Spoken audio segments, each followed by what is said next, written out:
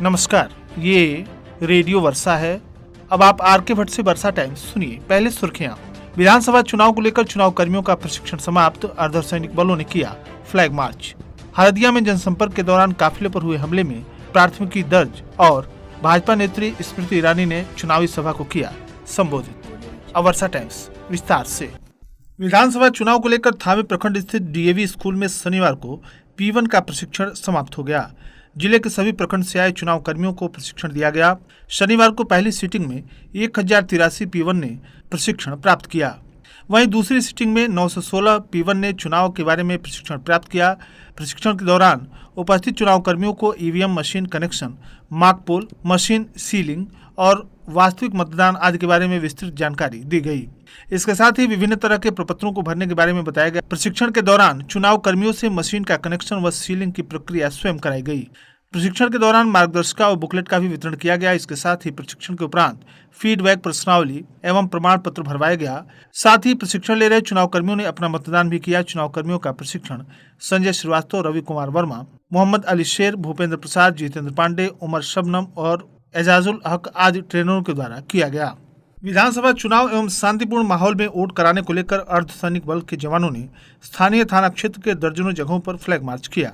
यह flag march थानाध्यक्ष विशाल आनंद के नेतृत्व में थाना क्षेत्र के गोपालगंज बड़हरिया मुख्य मार्ग पर मिर्लीपुर, कविलासपुर, गोपाला मठ, केशवपुर, धोबोलिया, बंगरा, लोहरपट्टी, रामचंद्रपुर, लछवार सहित दर्जनों गाँव में अर्धसैनिक बलों के द्वारा किया गया, जिसमें लोगों से 3 नवंबर को विधानसभा चुनाव में शांतिपूर्ण एवं भयमुक्त माहौल में वोट देने की अपील की गई। हरदिया गांव में जनसंपर्क के दौरान काफिले पर हुए हमले में प्राथमिकी दर्ज कर ली गई है। स्थानीय थाने एकडेरवा पंचायत के हरदिया गांव में शुक्रवार के दिन जनसंपर्क के दौरान सदर विधायक के काफिले पर पूर्व नियोजित साजिश के तहत हमला कर कई गाड़ियों को क्षतिग्रस्त कर दिया गया था, जिसको लेकर सदर विधायक ने सह विधानसभा क्षेत्र 101 के प्रत्याशी सुभाष सिंह ने थाने में प्राथमिकी दर्ज कराई।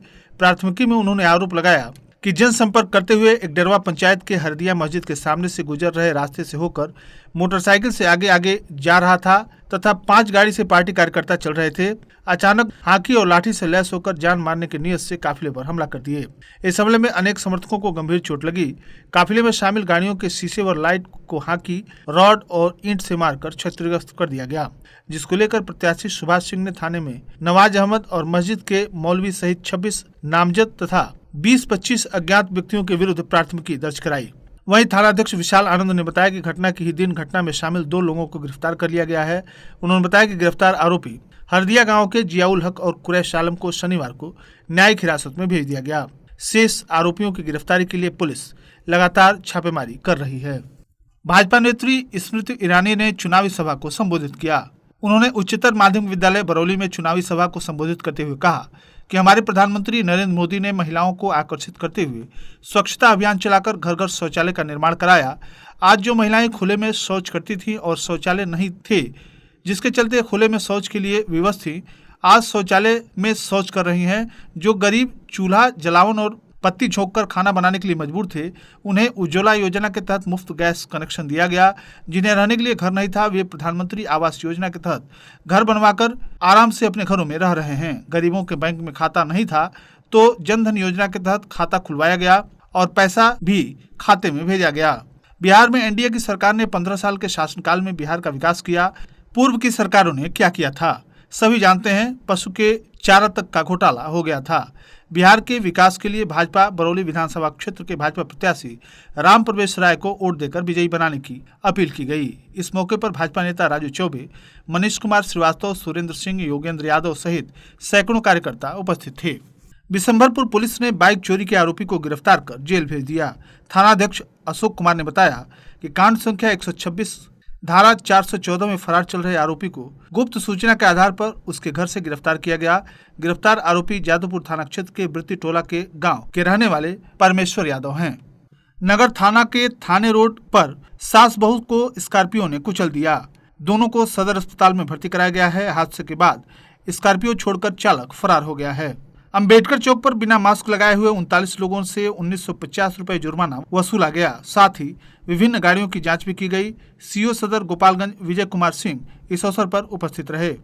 दबंगों ने फुलवरिया के संग्रामपुर गोपाल बाजार में सरेआम कई राउंड फायरिंग किया। जिससे वहां दहशत पैदा हो गई। पूर्व में मीरगंज थानाध्यक्ष के ऊपर भी इस तरह का हमला करने का एवं पिस्तौल छीनने का फायरिंग करने वाले युवक पर आरोप है। राजधानी पटना के बाद सबसे अधिक गोपालगंज में कोरोना पॉजिटिव मरीज मिले। पटना में 239 तो गोपालगंज में 149 कोरोना मरीज मिले। संक्रमितों में कई वीआईपी भी शामिल हैं। स्वास्थ्य विभाग ने इस तरह से सावधानी बरतने की चेतावनी दी है। हमारे दरभंगा प्रमंडल संवाददाता गोपाल पोद्दार ने जानकारी देते हुए बताया है कि यूनियन बैंक ऑफ इंडिया क्षेत्र समस्तीपुर के महाप्रबंधक अनिल गोयल ने समस्तीपुर क्षेत्रीय कार्यालय का निरीक्षण शुक्रवार को किया। इस मौके पर उन्होंने क्षेत्रीय कार्यालय परिसर में वृक्षारोपण करते हुए कहा कि पर्यावरण का संरक्षण करना हम सबों की जिम्मेवारी है। तत्पश्चात उन्होंने क्षेत्रीय कार्यालय के सभी बैंक अधिकारियों के साथ स्थानीय इलाके में बैठक कर केंद्रीय कार्यालय के बीच इनके बारे में विस्तार पूर्वक बताया। इस मिशन कार्यक्रम के तहत यूनियन बैंक ऑफ इंडिया के सभी जिलों से आए हुए शाखा प्रबंधक के साथ वित्तीय वर्ष 2020 के लक्ष्य प्राप्ति का गहन समीक्षा भी किया गया। मधुबनी से प्राप्त जानकारी के अनुसार 2 नाबालिग बच्चों को बाल मजदूरी के चंगल से छुड़ाया गया। बाल कल्याण समिति के सदस्य मंटू कुमार ने बताया कि 2 नाबालिग बाल श्रमिक बच्चों जो बाल कल्याण समिति जयपुर के द्वारा मधुबनी बालकनी में जयपुर से ट्रांसफर होकर आए, या दोनों नाबालिग बच्चे जो जयपुर से बाल मजदूरी करते हुए यहाँ पकड़े गए थे। इन बच्चों को आज उनके परिजनों को सौंपा जाएगा।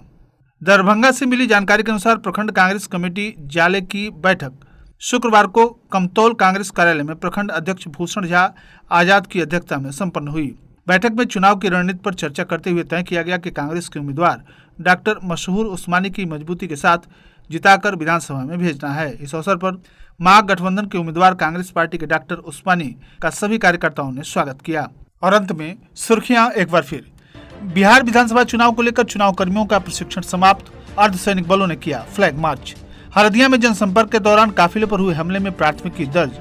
और भाजपा नेत्री स्मृति ईरानी ने चुनावी सभा को किया संबोधित। इसी के साथ वर्षा टाइम्स का ये अंक यहीं समाप्त हुआ। नमस्कार।